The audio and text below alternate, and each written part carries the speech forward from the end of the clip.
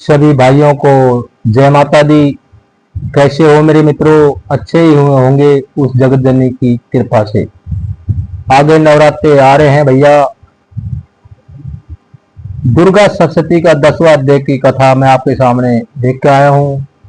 इस कथा को सुनने से पहले चैनल को सब्सक्राइब करें, लाइक करें, ताकि आने वाला वीडियो और नोटिफिकेशन भाइयों के पास तुरंत पहुंच जाए।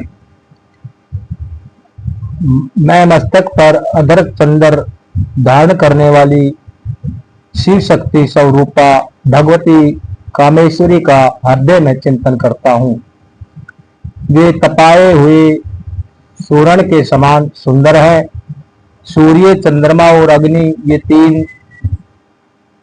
ये ही तीन उनके नेत्र हैं तथा वे अपने मनोहर हाथों में धनुष, बाण, अंकुश, पाश और त्रिशूल धारण किए हुए हैं। ऋषि कहते हैं कि राजन, अपने प्राणों के समान प्यारे भाई निशुभ को मारा गया देख तथा सारी सेना का संहार होता जान शुभ ने कुपित होकर कहा, दुष्ट दुर्गे, तू बल के अभिमान में आकर झूठ मूठ घमंड न दिखा। तू बड़ी मानी है, बनी हुई है, किंतु दूसरी स्त्रियों के बल का सहारा लेकर लड़ती है। देवी बोली, ओ दुष्ट, मैं अकेली ही हूँ इस संसार में, मेरे सिवा दूसरी कौन है? देख, ये मेरी ही विभूतियां हैं, अत मुझ में ही प्रवेश कर रही है। तदंतर ब्रह्माणी आदि संसद देवियां अंबिका देवी के शरीर में लीन हो गई। उसी समय केवल अंबिका देवी ही रह गई। देवी बोली, मैं अपनी ऐश्वर्य शक्तियों अनेक रूपों में यहाँ उपस्थित हुई थी, उन सब रूपों को मैंने समेट लिया है। अब अकेले ही युद्ध में खड़ी हूँ, तुम भी शिथिल हो जाओ। ऋषि कहते हैं, तदंतर देवी और शुभ दोनों में सब देवताओं तथा दानवों के देखते देखते भयंकर युद्ध छिड़ गया। बाणों की वर्षा तथा तीखे शस्त्रों दरुण अस्त्रों के प्रहार के कारण उन दोनों का युद्ध सब लोगों के लिए बड़ा भयानक प्रतीत हुआ। उस समय अंबिका देवी ने जो सैकड़ों दिव्य अस्त्र छोड़े, उन्हें दैत्यराज शुभ ने उनके निवारक अस्त्रों द्वारा काट डाला। इसी प्रकार शुभ ने भी जो दिव्य अस्त्र चलाए, उन्हें परमेश्वरी ने भयंकर हुंकार शब्द के उच्चारण आदि द्वारा खिलवाड़ों में ही नष्ट कर डाला। तब उस असुर ने सैकड़ों बाणों से देवी को आच्छादित कर दिया। यह देख क्रोध में भरी हुई उन देवियों ने भी बाण मारकर उसका धनुष काट डाला। धनुष कट जाने पर फिर दैत्यराज ने शक्ति हाथों में ली, किंतु देवी ने चक्कर से उसके हाथ की शक्ति को भी काट गिराया। तत्पश्चात दैत्यों के स्वामी शुभ ने 100 चांद वाली चमकती हुई ढाल और तलवार हाथ में ले उस समय देवी पर दावा किया।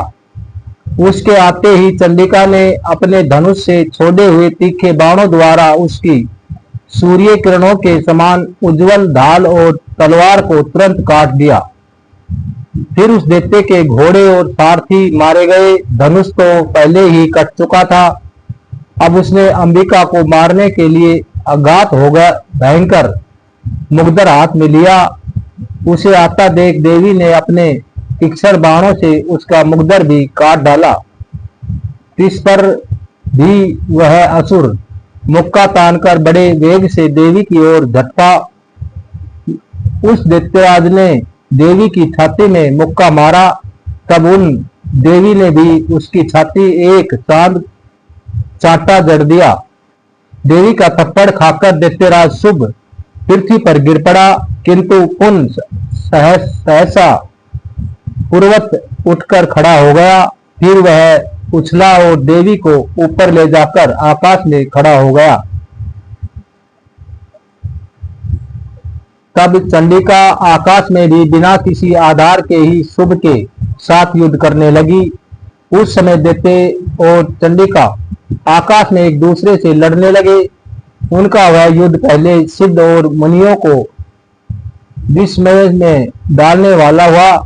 फिर अंबिका ने शुभ के साथ बहुत देर तक युद्ध करने के पश्चात उसे उठाकर घुमाया और पृथ्वी पर पटक दिया। पटके जाने पर पृथ्वी पर आने के बाद वह दुष्ट आत्मा दैत्य पुनः चंडिका का वध करने के लिए उनकी ओर बड़े वेग से दौड़ा। तब मस्तक दैत्यों के राजा शुभ को अपनी ओर आते देख देवी ने त्रिशूल से उसकी छाती छेद कर उसे पृथ्वी पर गिरा दिया। देवी के शूल की धार से घायल होने पर उसके प्राण पखेरु उड़ गए और वह समुद्रों, द्वीपों तथा पर्वतों सहित समुच्ची पृथ्वी को कांपता हुआ भूमि पर गिर पड़ा। तदंतर उस दुरात्मा के मारे जाने पर संपूर्ण जगत प्रसन्न हुए एवं पूर्ण स्वस्थ हो गए तथा आकाश स्वस्थ दिखाई देने लगा। पहले जो उत्पात मेघ और उल्कापात होते थे वे सब शांत हो गए। तब उस दैत्य के मारे जाने पर नदियां भी ठीक मार्ग से बहने लगी। उस समय शुभ की मृत्यु के बाद संपूर्ण देवताओं का हृदय हर्ष से भर गया और गंधर्व गान मधुर गीत गाने लगे। दूसरे गंधर्व बाजे बजाने लगे और अप्सराएं नाचने लगी। पवित्र वायु बहने लगी। सूर्य की प्रभा उत्तम हो गई। अग्निशाली की बुझी हुई आग अपने आप प्रज्वलित हो उठी तथा संपूर्ण दिशाओं के भयंकर शब्द शांत हो गए।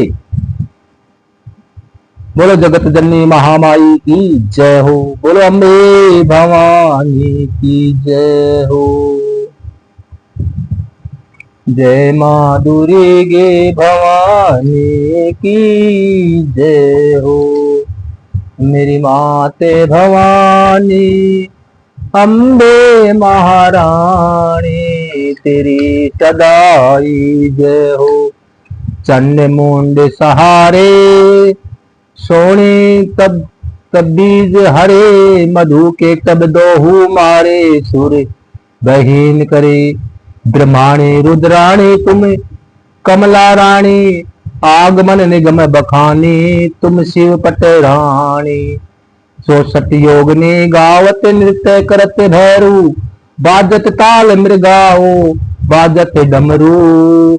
जय माँ दुर्गे भवानी तू ही जगत की माता तुम्हें हो भरता। भगत जन की दुखी हरता सुख संपत्ति करता। जय जय जय मेरी माते भवानी जय जय शेरा वाली। भुजाचार अति शोभत वर मुद्रा धारी। मन वंचित फल पावत सेवत नर नारी। जय जय जय मेरी माते भवानी। कंचन थाल विराजत अगर कपूर बाती। श्री का माल के तू मेरा जत कोटित रतन ज्योति। जय जय माँ दुर्गे भवानी जय जय जय माँ शेरा वाली। श्री अम्बा जी की आरती जो कोई नर गावे। कहत शिवानंद स्वामी सुख संपत्ति पद पावे।